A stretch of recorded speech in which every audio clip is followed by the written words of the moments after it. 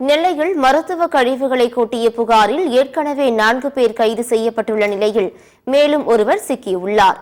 தலைமறைவான 2 பேரை போலீசார் தேடி வருகின்றனர். நெல்லை மாவட்டத்தில் கேரளாவில் இருந்து மருத்துவ கழிவுகள் உட்பட பல்வேறு கழிவுகள் 7 இடங்களில் கொட்டப்பட்ட நிலையில் நேற்று முதல் கட்டமாக கேரள அரசு சார்பில் 5 இடங்களில் உள்ள கழிவுகள் முழுவதும் அகற்றப்பட்டது. 18 லாரிகளில் தமிழக காவல்துறையின் பலத்த பாதுகாப்புடன் அனுப்பி வைக்கப்பட்டது.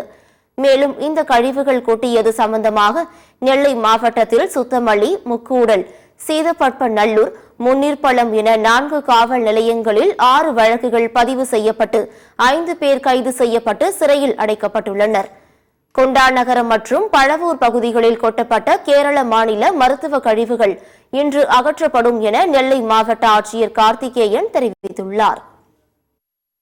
கேரளாவிலிருந்து சட்டவிரோதமாக கொண்டு வந்து இங்கே கொட்டப்பட்டிருக்கக்கூடிய மருத்துவ கழிவுகள் உள்ளிட்ட இந்த கழிவுகளை மதிப்பிற்குரிய தென்மண்டல பசுமை தீர்ப்பாயத்தினுடைய உத்தரவின்படி தமிழ்நாடு அரசு தொடர்ச்சியாக எடுத்த நடவடிக்கைகள் விளைவாகும் இன்றைக்கு சுமார் 14 லாரிகள் இப்போது வரைக்கும் நம்ம இது பண்ணியிருக்கோம்.